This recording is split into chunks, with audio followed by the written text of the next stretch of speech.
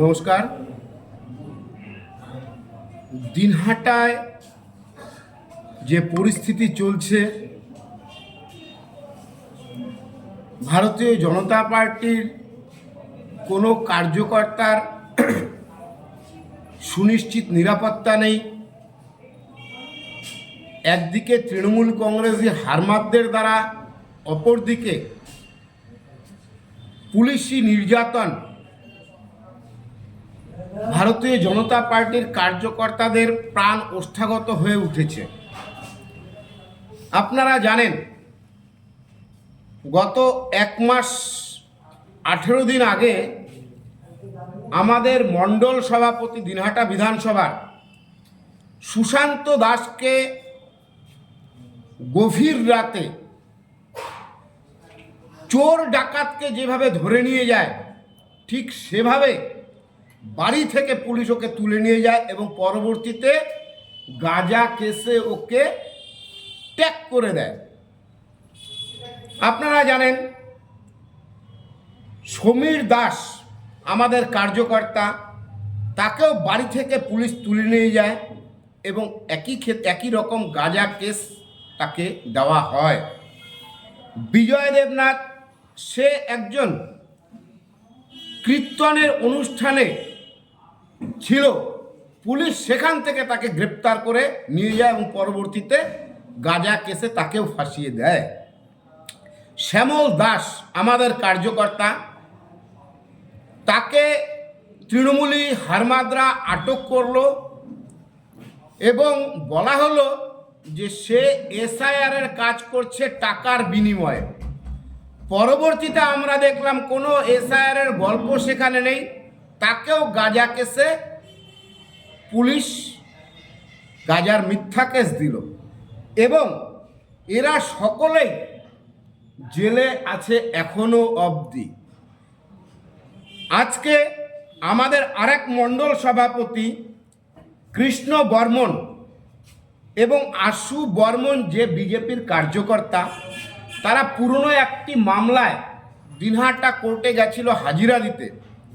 হাজিরা দিয়ে তারা যখন ফিরছে, বাড়ি যাচ্ছে, বুড়িরহাটের সামনে তাদেরকে পুলিশ তুলে নেয় এবং এটা এলাকাবাসী দেখে এবং আমাদের কাছেও খবর আসে, লোকালে খবর যায়। পরবর্তীতে আমরা থানায় যোগাযোগ করি, সাহেবগঞ্জ থানায়। থানার ওসি বলেন আমরা জানি না। আমি নিজে এসডিপিও সাহেবের সঙ্গে কথা বলেছি। এসডিপিও সাহেব আমাকে আশ্বস্ত করে বলছেন, আমি বলছি যে সাহেবগঞ্জ থানা এ ব্যাপারে জড়িত নয়, সাহেবগঞ্জ থানার কোনো পুলিশ এরকম ঘটনা ঘটায়নি, তাহলে আমার কাছে খবর থাকতো। আমরা শুনছি নাজিরহাট ফাঁড়ির পুলিশ তুলেছে। যে স্বাভাবিকভাবে পুলিশের মধ্যে হয় কোনো আন্ডারস্ট্যান্ডিং নেই, নচেত পুলিশ মিথ্যে কথা বলছে। পুলিশের নিচুতলার কর্মীরা কার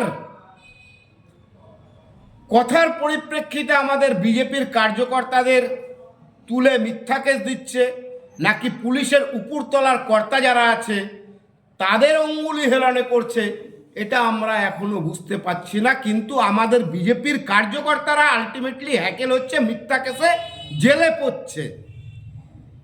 এরই পরিপ্রেক্ষিতে আমরা প্রশাসনকে জানাতে চাই যে আপনারা দিনহাটা নিয়ে যে অত্যাচার শুরু করেছেন, একদিকে তৃণমূলী হারমাদদের অত্যাচার, আর একদিকে পুলিশি নির্যাতন এবং মিথ্যা কেস, এগুলো আশু বন্ধ করা উচিত। এবং যদি বন্ধ না হয়, আর বেশি দিন সময় নেই, 26-এর নির্বাচন আসছে, পট পরিবর্তন হচ্ছেই। সুতরাং সাধু সাবধান। আপনাদের চিন্তা করতে হবে, আপনারা তৃণমূলের গোলাম নয়, আপনারা তৃণমূলের দলদাস পুলিশ নয়, আপনারা সংবিধান মেনে খাকি উর্দি পরেছেন। নিরপেক্ষভাবে আপনাদের চলা উচিত। সেখানে আপনারা বলছেন এ থানা অ্যারেস্ট করেনি, ওই থানা অ্যারেস্ট করেনি, আপনাদের কাছে কোনো খবর নেই।